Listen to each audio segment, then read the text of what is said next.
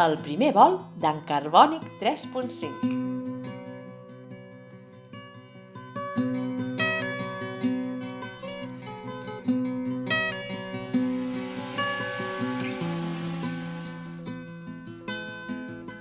Tota la colla es va quedar en silenci mentre observaven impacients l'aparell que havien construït amb la Bel, la mare de Lot, que era enginyera i feia unes setmanes els havia demanat ajuda. Clic! Zoom! I les plaques solars del Carbònic 3.5 ja estaven instal·lades. Era el 5è prototip que provaven amb el nou sistema de bateries inesgotables que s'havia inventat i volien fer-lo volar sense parar. De cop i volta, les càmeres frontals es van activar i va vibrar. Lot va córrer a enlairar-lo. Després d'unes giragonses, el vol es va estabilitzar i el dron va anar agafant alçada. «Vigila-la a la llunyistant!» li va dir preocupada. «Que encara el perdrem!» «És que no funciona, mare! El comandament no funciona!» va respondre amb impotència mentre el perdien de vista. El Carbònic 3.5 era tan autònom que volava lliure del tot. La seva curiositat era inesgotable, com l'energia que rebia del sol.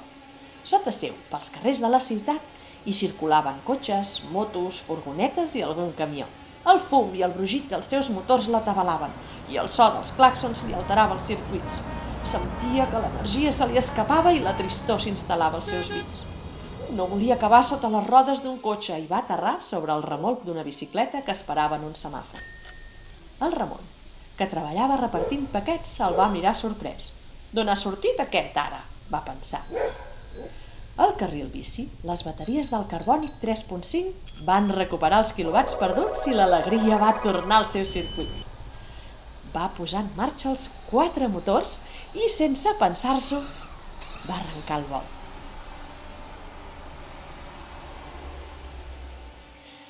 Es va afanyar a sortir de la ciutat. Es veia un bosc des d'allà dalt i, decidit, s'hi va endinsar per voleiar entre els arbres gegantins i jugar a empaitar-se amb els ocells. La muntanya el cridava més enllà i es va començar a enfilar. De sobte, un fum gris i cremós el va envoltar del tot. No veia res i trontollava tot. L'energia l'abandonava i volar era un gran esforç. A punt d'estavellar-se, un estol d'ocells el va enxampar pels braços i se'l va endur d'una revolada. Sense ells, hagués caigut en una enorme xemeneia. El duien a un lloc més segur. Mentre s'acostaven als molins de vent que hi havia a la carena, l'energia va tornar als seus motors i es van engegar. No podia ser casualitat. Aquell sensor que li havien instal·lat a la panxa en devia tenir la clau. Resulta que era sensible a la petjada de carboni de tot allò que sobrevolava. Potser per això li havien posat aquell nom i no un altre. Era tan feliç voleiant entre els molins que va voler tocar els núvols. De sobte, allà dalt, un avió enorme s'acostava a tota velocitat. De l'ensurt, el cor li va fer un salt. El Carbònic 3.5 s'havia quedat sense energia i queia en picat. Lluny, allà baix, hi va veure un tren. Utilitzant la poca energia de reserva que li quedava, va aconseguir planejar una miqueta i fer-hi un aterratge d'emergència al sostre. El van rebre un parell de ratolins que viatjaven al mateix vagó. Venien de lluny a passar el Nadal amb la família i retrobar-se amb les amigues i els amics. Sempre hi anaven en tren, li van explicar, que era més sostenible. Prop d'allà, enmig del bosc, hi havia una masia molt especial que funcionava amb energia solar. Era casa seva. Encuriosit i amb les bateries carregades, el Carbònic 3.5 es va oferir a portar-los volant.